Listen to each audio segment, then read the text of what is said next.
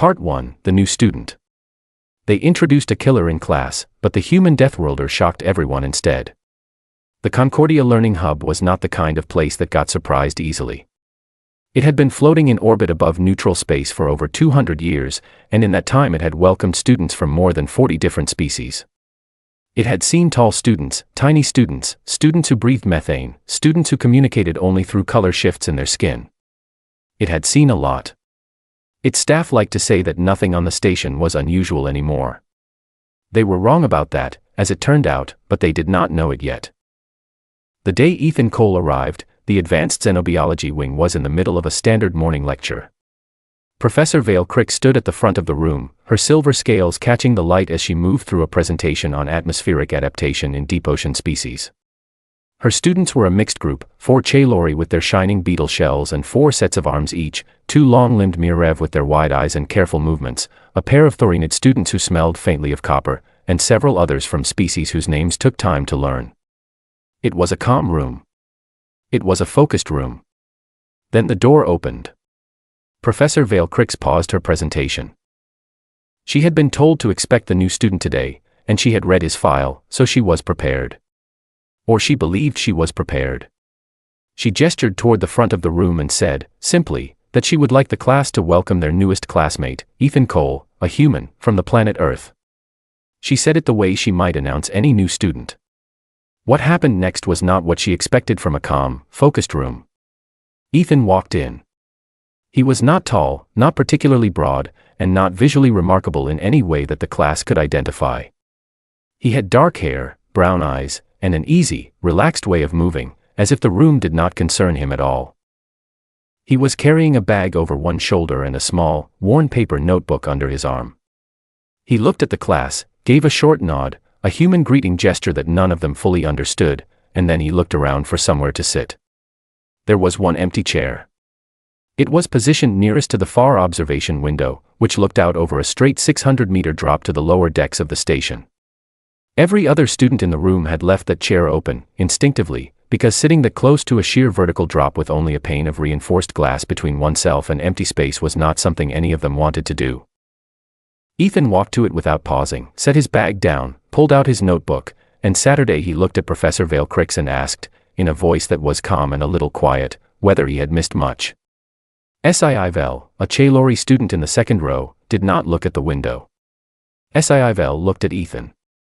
Sci-fi Vel had 4 arms and a brain that had evolved over millions of years to read the body language of other creatures and decide very quickly whether they were safe or dangerous. Right now, Sci-fi Vel's brain was working very hard and not arriving at a clear answer. The human had sat down next to a long drop without checking it, without hesitating, without even appearing to notice it. Sci-fi Vel's threat reading system filed this under unknown and stayed there, which was deeply uncomfortable. Professor Vale Crick resumed the lecture. Ethan opened his notebook and wrote in it with a small pen.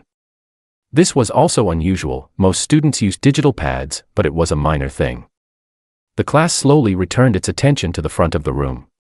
All except Sci-fi Vel, who kept watching Ethan from the corner of their forward-facing eyes. What Sci-fi Vel noticed over the next hour was hard to describe but impossible to ignore. The human was still when he was listening, but it was not the stillness of a resting creature, it was more like the stillness of something that was paying very close attention. Then he would shift, or tap his pen twice against the notebook, or tilt his head slightly to one side, and every one of those small movements was unpredictable. Sci-fi Vel could not find the rhythm of him. Every species Sci-fi Vel had ever met moved in ways that followed some underlying pattern. The human did not seem to have one, or if he did, Sci-fi Vel could not locate it. This was, in Chalori terms, deeply alarming. After the lecture ended, Professor Vale Crick gave the class a few minutes before the next session. Most students gathered in small groups or reviewed their notes. Ethan stayed in his seat and kept writing in his notebook. A Thorinid student named Kelfar worked up the nerve to approach him, mostly out of academic curiosity. Kelfar asked what he was writing. Ethan looked up and said he was noting down the parts of the lecture he wanted to look up later. Kelfar asked why he did not just record it. Ethan said he remembered things better when he wrote them by hand. Kelfar looked at the notebook. Kelfar looked at Ethan.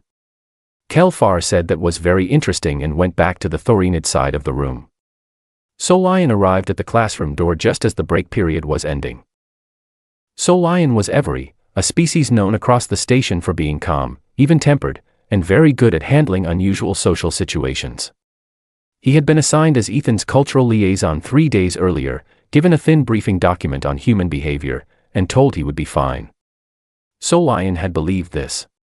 He believed it a little less now that he had read the part of the document about human pain tolerance, and he believed it slightly less again now that he was watching Ethan sit 600 meters above the lower decks without any visible concern. Solion introduced himself.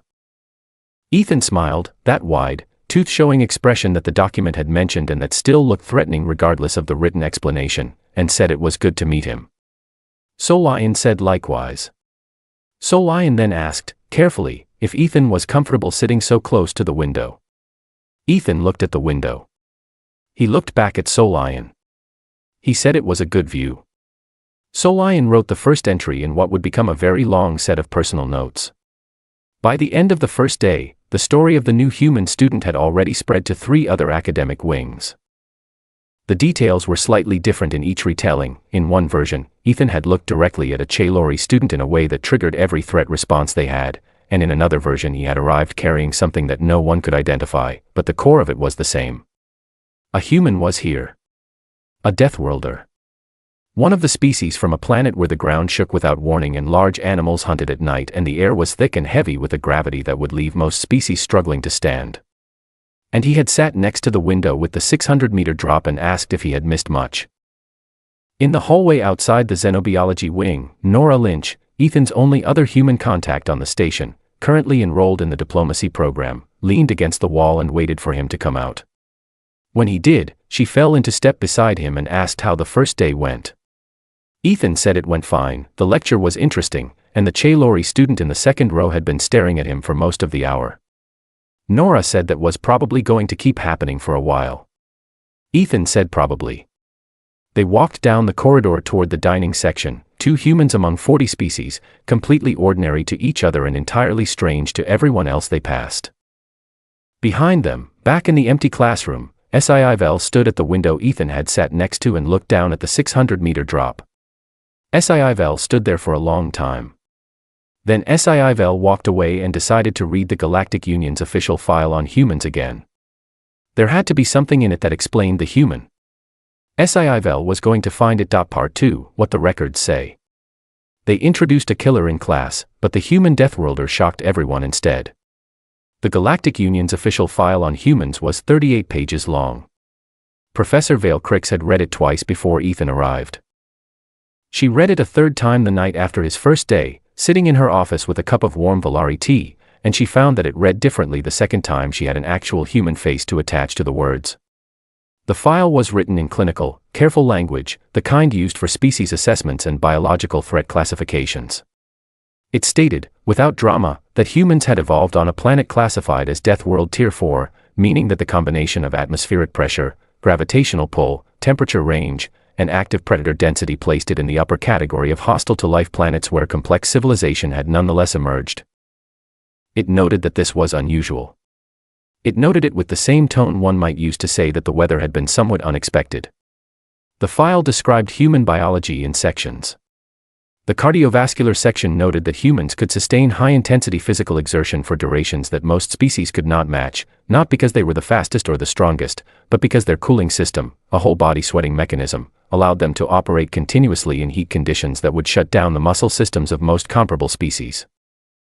The section on the immune response noted that human cellular defenses were so aggressive that most alien pathogens encountered by humans in interspecies contact simply did not survive long enough to cause harm. There was a small footnote about this that recommended cautious optimism. The pain section was the one that Professor Vale Crix kept returning to. It stated that human pain tolerance was significantly above the galactic average and that humans had a documented capacity to continue functioning, walking, speaking, making decisions, completing tasks, while experiencing levels of physical injury that would cause unconsciousness or shock in most other species. The file included a short table of comparison values. She looked at the table for a while. Then she turned the page. The sleep section came near the end. It noted that humans entered a state of near total unconsciousness for 6 to 8 hours in every 24-hour cycle. This was unremarkable on its own, many species slept. What was remarkable was the context. Humans had developed this sleep pattern on a Tier 4 death world, in an environment with active nocturnal predators, unstable terrain, and no shelter technology for the majority of their evolutionary history. They had simply slept anyway. The file's author had written, in a very restrained way, that this remained one of the more difficult human behaviors to model from an evolutionary standpoint. Professor Vale Crix had the feeling the author had wanted to write something stronger than that. Across the station, in the small room he had been assigned near the diplomacy wing, Solian was reading the same file. He had been given a shorter version of it during his liaison briefing, but after the first day he had requested the full document. He read it slowly, the way he read anything that required him to adjust his existing understanding of something. He had a system for this. He would read a section, put the document down, think about it, and then continue. The sleep section made him put the document down for quite a long time. Solian had met a lot of students from a lot of species. He had been a cultural liaison for 3 years and was considered very good at it. His calm, steady manner worked well with students who were anxious or overwhelmed or struggling to adapt to station life. He had expected the human to be some version of those things. He had not expected the human to sit next to the 600-meter window and ask if he had missed much.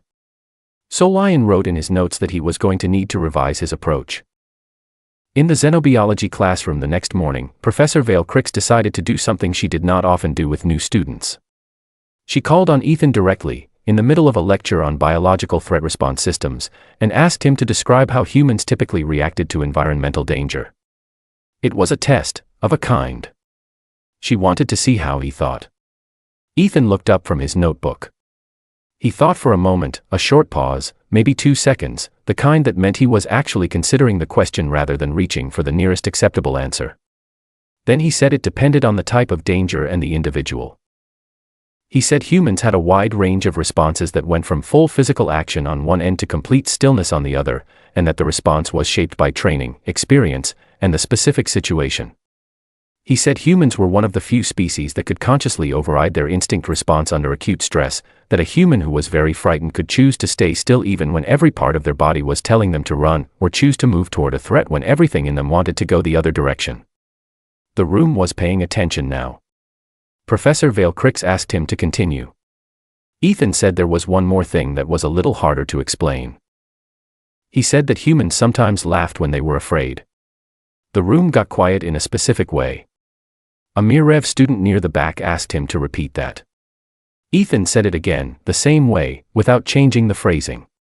He said it was a real response, not controlled, not entirely understood even by humans themselves, a kind of short laughter or grinning that happened under high stress or fear.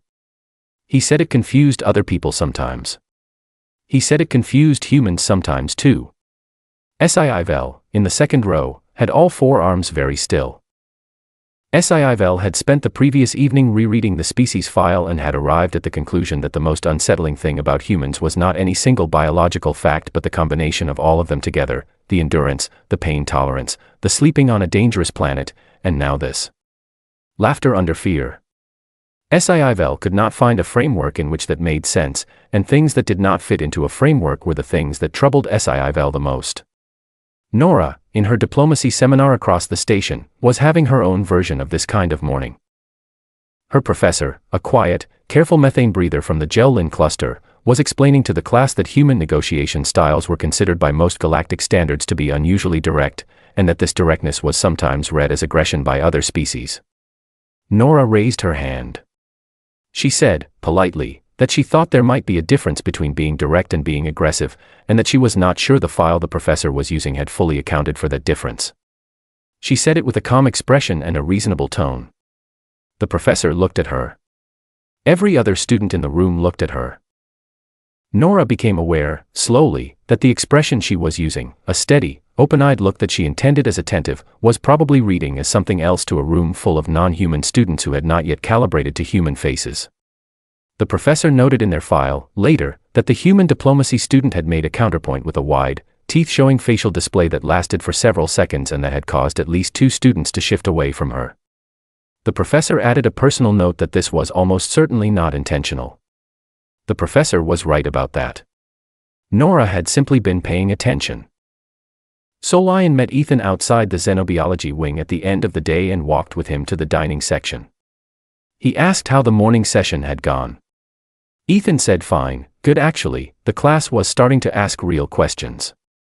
Solion asked what he meant by real questions.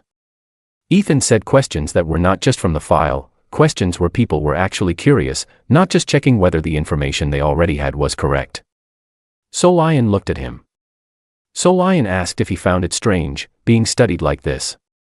Ethan said not really. He said people were curious about things they had not seen before, and that was normal, and he was curious about them too. Solion wrote 3 things in his notes that evening. The last one simply said, he pays attention to people. Part 3, the incident in Lab 7. They introduced a killer in class, but the human Deathworlder shocked everyone instead. Lab 7 was considered one of the safer rooms in the advanced xenobiology wing. This was not because the specimens it contained were harmless, they were not, but because the room had been designed with 7 separate layers of containment, regular inspection cycles, and a set of emergency protocols that every enrolled student was supposed to read during orientation week. Most students read the summary. A few read the first 3 pages. Ethan Cole had read all of it. The lab session that morning was described in the official class schedule as a specimen observation exercise. Students would review sealed cases containing biological material from 7 different Deathworld classifications, record their observations, assess the containment ratings, and write analysis reports. Professor Vale Cricks had been clear at the start of the session: nothing was to be opened, nothing was to be touched, and if anything looked wrong, the correct action was to step back and notify the attending instructor. The attending instructor that morning was Dreno SS, a young faculty member from the station's biological sciences department who had been running this lab session for 2 years without incident. The incident started very quietly. About 40 minutes into the session, a microfracture developed in the casing of specimen 4, a sealed container holding biological material from the Braxis Rift, classified as containing type 4 neurotoxic moss. The fracture was small, a hairline crack along the underside of the case where 2 sections of the casing joined. It was not visible from above. What was visible, after another 2 minutes, was a very faint shimmer in the air near the base of the case, a sign that the local atmosphere inside the containment pocket was beginning to mix with the room air through the crack. The station's environmental sensors picked it up at the same moment Dreno SS noticed the shimmer. The soft lockdown alert sounded, not the loud alarm used for major events, but a lower, steadier tone that meant, there is a developing issue, stay calm, follow protocol. Dreno SS immediately did what the protocol said. He told every student to move to the far wall, to not touch any surfaces, and to wait for the containment team, which had been automatically notified by the sensor system and would arrive within minutes. 14 students moved to the far wall. The movement was fast, in some cases, very fast, because several of the species in the room had biological threat response systems that were considerably more sensitive than a human's and had already registered something wrong before the alarm sounded. SIIVEL covered the distance in about 1 second and pressed all 4 arms against the wall. 2 Mirev students were already there. Everyone was moving away from specimen 4. Ethan moved toward it. Dreno SS saw him and said his name, sharp and immediate. Ethan did not stop. He moved to the case in about 5 steps, crouched down, and looked at the underside of it. Dreno SS said his name again and told him to get to the wall. Ethan said, without looking up, that there was a manual secondary seal on the underside of the case and that the containment protocol document stated it could stop an early-stage atmospheric seep if engaged within the first 4 minutes of breach. He said they were at approximately 2.5 minutes. He said he would be done in less than 30 seconds. Dreno SS did not respond immediately. This was not because he disagreed, he knew the secondary seal existed, it was in the protocol document, but because no student had ever read that far into the document, and he was processing the information that this one apparently had. Ethan found the secondary seal. It was a small mechanism, flush with the casing, designed to be engaged by hand in exactly this kind of situation. He pressed it in, turned it the way the diagram in the document had shown, and felt it click into place. The shimmer in the air near the base of the case slowed and then stopped. Ethan stood up, wiped his hands on his jacket, and looked at Dreno SS. He asked if someone could log the breach time so the containment team would have accurate data when they arrived. The room was silent. This was a particular kind of silence, not the silence of a room where nothing was happening, but the silence of a room where 14 different species were all processing the same event through completely different frameworks and arriving at the same basic conclusion from very different directions. The conclusion was, something just happened that none of us have a category for. HFY was still pressed against the wall. All 4 arms had not moved. HFY's threat assessment system, which had been running at high capacity since Ethan walked toward the specimen case instead of away from it, had now produced a result that HFY did not know what to do with. The result was, this creature moved toward a neurotoxic breach, resolved it in 20 seconds, and is now asking about paperwork. HFY's system did not have a classification for this. It kept running. Solion had been in the corridor outside the lab when the alert sounded. Nora had arrived 30 seconds later, having been in an adjacent study room. They were both standing at the corridor window looking into the lab. Nora had her hand pressed flat against the glass. When Ethan looked up from the case and saw her there, she gave him a thumbs up, a human gesture that meant something like, "Good, you're fine, that worked." Ethan gave the same gesture back. The two of them were the only individuals in the lab and the corridor who appeared calm. This did not make anyone else feel better. The containment team arrived 6 minutes later. There were 3 of them, in light protective gear, carrying monitoring equipment. They moved through the room efficiently, checking the atmospheric readings and examining the sealed case. The lead officer reviewed the sensor log, saw that the seep had stopped well before their arrival, and asked who had engaged the secondary seal. Dren OSS pointed at Ethan. The officer looked at Ethan. Ethan looked back. The officer wrote something in the incident report, asked no further questions, and continued the assessment. Later, Ethan told Nora that the officer had probably dealt with humans before, because that was exactly the expression of someone who had stopped being surprised and moved straight to documentation. Nora said that was probably accurate.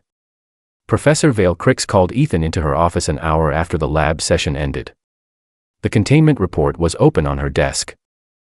She did not say anything immediately when he sat down. She read the report again, slowly, even though she had already read it. Then she looked at him and asked one question. She asked if he had been afraid. Ethan thought about it. He took it seriously, the way he took questions that deserved a real answer. Then he said yes, a little, but mostly he was thinking about the 4-minute window. He said when there is a clear thing to do and a clear amount of time to do it in, the fear sort of moves to one side and the task takes up the space instead. He said the fear was still there, he just was not using it right then. Professor Vale Crix looked at him for a long moment. Then she opened her private research journal, not the official academic record, and made a note. The note said that her published paper on Deathworld species behavioral responses under acute stress had a significant gap in it, and that she needed to revise it. She had written the paper 11 years ago and had been quite proud of it. She was considerably less proud of it now. Part 4, what they thought they knew. They introduced a killer in class, but the human Deathworlder shocked everyone instead. The Lab 7 incident spread across Concordia the way information always moved on a closed station, quickly, in every direction, and slightly different each time it was retold.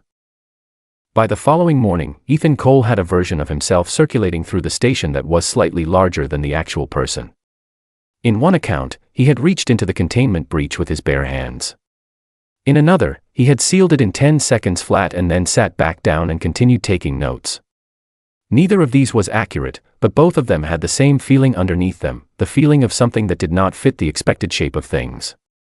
A Chaylori cultural blog that was popular among the station's Beetlekin community published a piece titled, Observations on the Human Student, compiled without direct approach. It was 12,000 words long. It was earnest, careful, and completely serious. It noted Ethan's seating choice near the observation window, his use of a paper notebook, the way he moved, the way he went still, the incident in the lab, and a detailed analysis of the fact that he had apparently asked about paperwork immediately after stopping a neurotoxic breach. The author concluded that either humans had no functional self-preservation instinct, or they had one that operated so differently from any known species that it appeared from the outside to be entirely absent. The author said they found this deeply troubling and also, reluctantly, interesting. Solion was keeping his own notes. He was Every, a species whose defining characteristic was emotional equilibrium, the ability to remain calm and clear-headed in situations that destabilized others, and he had spent close to a month in daily contact with Ethan by this point. His notes were precise and increasingly detailed in ways he had not expected when he started them. He had documented that Ethan apologized when he bumped into objects, not just people, a small, automatic sorry directed at a chair or a door frame, as if the object had feelings that might have been affected. He had documented that Ethan had described at least 4 separate events from Earth that should have qualified as genuinely frightening or painful, and that he had recounted all of them in a tone that Solion could only classify as fond, not dismissive of the difficulty, just warm about it, the way one might talk about a hard thing that was also somehow a good memory. He had documented that Ethan had caught him mid-fall in a wet corridor, a one-handed reflex catch, without looking up from the report he was reading, and then kept reading, and had later seemed to have forgotten it happened entirely. Solion was not sure what to do with any of this. He kept writing it down. Professor Vale Crix arranged an informal student seminar. The idea was simple: Ethan would answer questions about Earth and human biology, framed academically, so that the curiosity currently spreading through the station in slightly distorted forms could be addressed with actual information. The room for the seminar was larger than Vale Crix had expected to need. She had sent the notice to the xenobiology students and a few faculty. By the day of the session, students from 5 other departments had asked to attend. She enlarged the room allocation. It was still close to full. Nora sat in the back with Solion. She had a look on her face that Solion had learned to recognize over the past weeks. It was the look she wore when she was watching something unfold that she had predicted would happen and was choosing not to say so. The questions began carefully and academically, the way questions in a formal setting usually did. Someone asked about human cardiovascular endurance. Ethan answered clearly and without making it dramatic. Someone asked about the immune response documentation in the species file. Ethan confirmed it was generally accurate and added a small clarification about variation between individuals. The room was attentive and polite. Then a student from the Mirev delegation raised their hand and asked about human death rituals.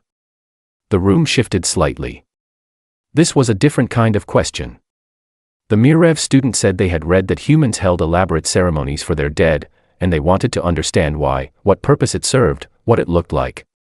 Ethan did not answer clinically. He paused for a moment, the same short pause he used when he was taking a question seriously, and then he talked about his grandfather's funeral. He was 11 years old. The service was held in a small building with large windows, and the afternoon light came through the glass at a particular angle that he still remembered.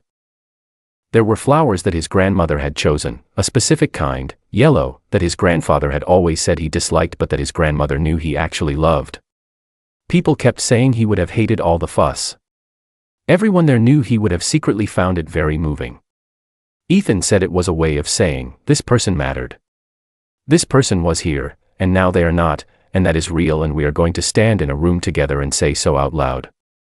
The room was very quiet when he finished. The Mirev student sat with that for a moment and then asked, slowly, if humans did this for every death. Ethan said mostly yes. The Mirev student sat back and looked at the table for a while and did not say anything else, but they were not being rude, they were thinking, and it showed. Another student asked about the sleeping question, the one from the file that kept coming up in discussions across the station. How did humans sleep on a planet like Earth, on a planet with that level of danger, without developing the light sleep adaptations that every other hybridation environment species had evolved? Ethan laughed.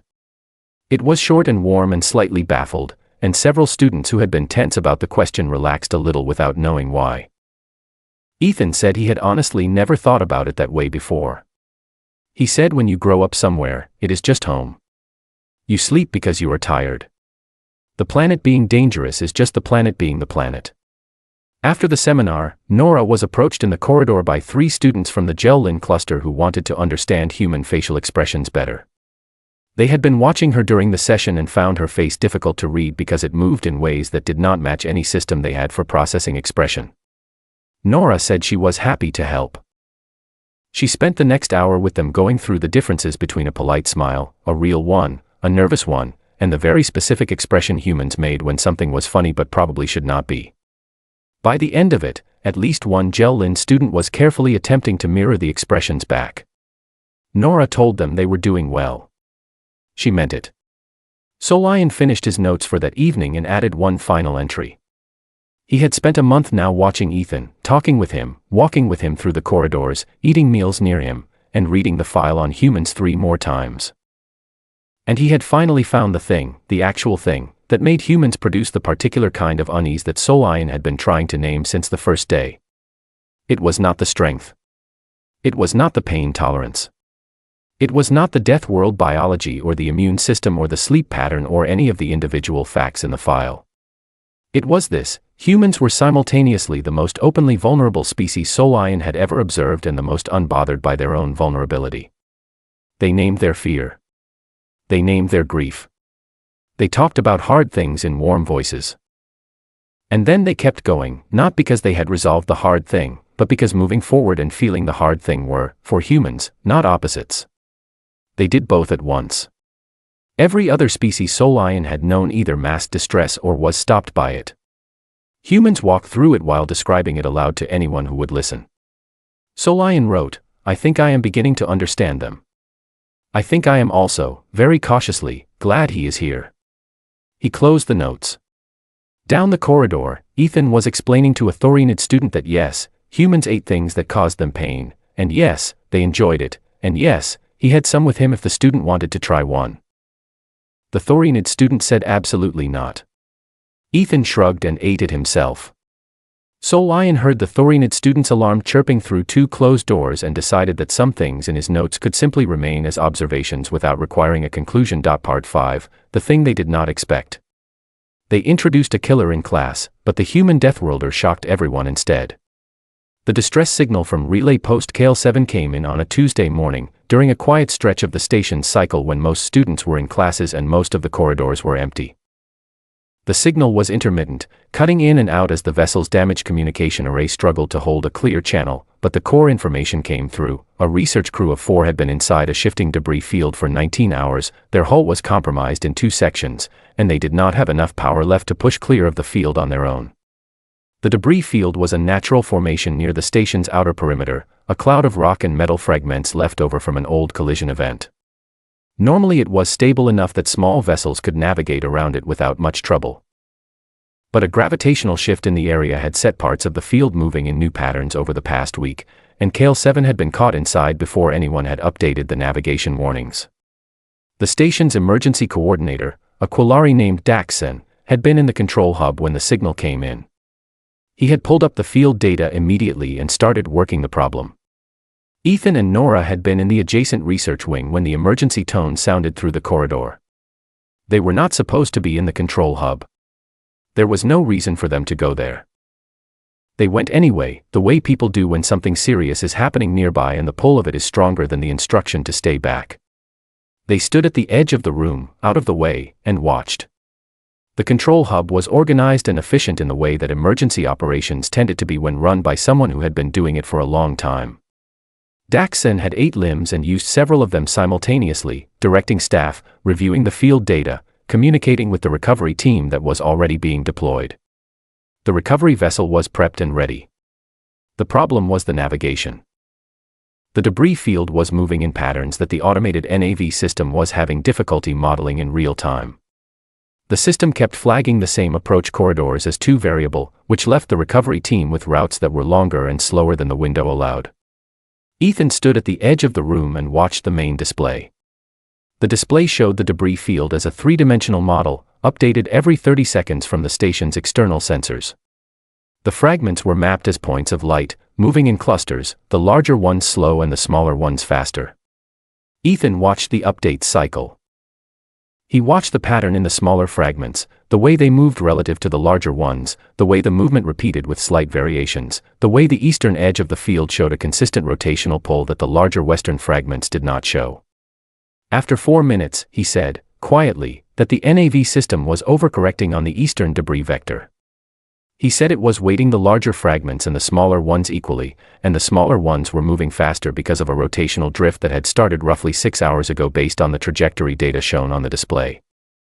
He said there was a corridor through the eastern section that the system had flagged as too variable, but that the variability was patterned, it followed the drift cycle, and if you timed the entry to the cycle, the corridor was consistent enough to fly. Several people in the room turned around. Daxon turned around. Ethan was standing at the edge of the room with his notebook under his arm, looking at the display. Daxon asked him how he had identified the drift pattern. Ethan said he had been watching the fragment positions update since he walked in and the cycle showed up clearly in the eastern cluster. He said he could map it on the secondary screen using the basic modeling tools if that would help. He said it would take about 8 minutes. Daxon looked at him for 3 full seconds. Daxon had been doing emergency coordination for 30 years. He had excellent instincts, built from long experience, and right now those instincts were telling him that the person at the edge of the room had seen something real. Daxon said, "Do it." Ethan moved to the secondary screen. The basic modeling tools were not the advanced systems the emergency crew was using, they were general purpose, available to any station occupant for standard navigation reference. Ethan used them the way someone used whatever was available, without wishing for better tools, without explaining that the tools were limited. He worked steadily and did not rush. Nora stood nearby and said nothing. Solion, who had arrived in the corridor outside and was watching through the door, also said nothing. The room gave Ethan the 8 minutes. The map he produced identified the stable corridor through the eastern section of the debris field. It was narrow. It required entering at a specific point in the drift cycle. It was not the kind of approach an automated system would flag as safe, because automated systems weighted certainty and this was a pattern, not a certainty. But it was a real pattern, and it was consistent, and it was there. The recovery team's pilot, a Valari female named Re-SOS with 12 years of deep field experience, reviewed the map for 30 seconds. She said she could fly it. The recovery team launched. The extraction took 11 minutes. All 4 crew members of Kale 7 were brought back to the station. They were tired, dehydrated, and very relieved. None of them were seriously hurt. Afterward, in the corridor outside the control hub, Daxon came to find Ethan. Nora was with him. Daxon asked Ethan where he had learned debris field drift analysis. Ethan said he had not, exactly. He said he had grown up near a ranch in New Mexico, a dry, open place, and had spent a lot of time as a kid watching weather move across flat land and watching how animals moved in a herd, how the small ones at the edges moved faster and changed direction more than the large ones in the middle, and how if you watched long enough, the pattern of the small ones told you where everything was going before it got there. He said debris fields were not that different from that, if you watched them long enough. He said he could be wrong. He said he might have gotten lucky. Daxon was quiet for a moment. Then he said Ethan was not wrong. Ethan nodded. Daxon nodded. Nora looked at the ceiling briefly with an expression that meant she was being very controlled about something. Then Daxon did something that took a moment to understand if you did not know Quillari customs. He lowered his forward-facing limbs and inclined his crest, a formal gesture, used in Quillari culture for individuals who had done something of real value to the community. It was not casual. It was the kind of gesture a person made when they meant it completely. Ethan did not know Quillari customs. He responded the way he responded to formal moments when he did not know the specific form, by instinct, and by trying to meet the gesture with something genuine. He held out his hand. Daxon looked at the hand. Ethan said, simply, that it was a human greeting gesture, an offer to connect. Daxon considered this. Then Daxon took Ethan's hand in one of his own and they shook. It was brief. It was slightly awkward in the way that 2 very different forms of courtesy always were when they met in the middle. It was entirely sincere.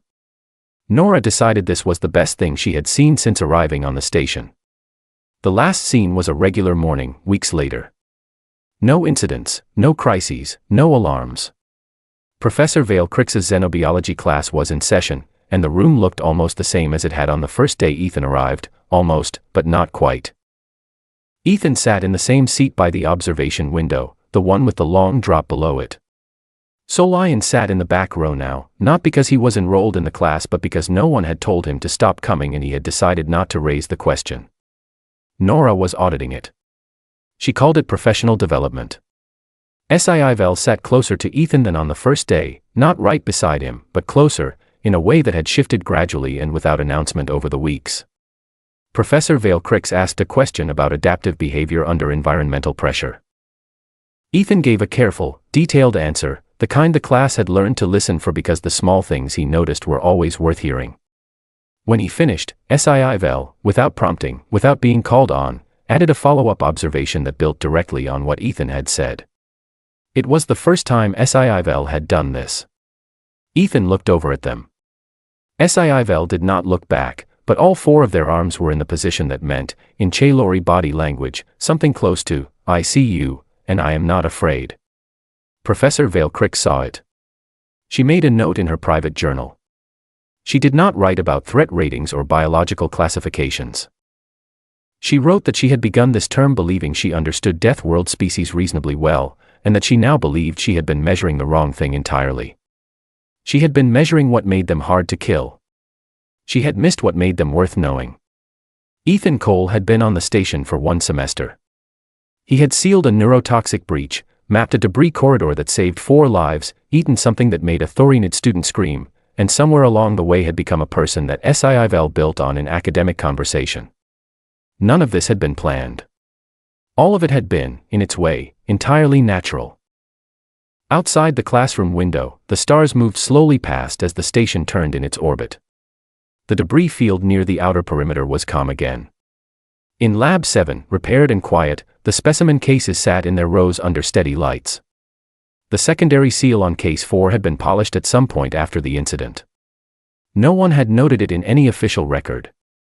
It was simply cleaner than the rest, and it caught the light a little differently, and if you knew to look for it, you could see that someone had taken care with it.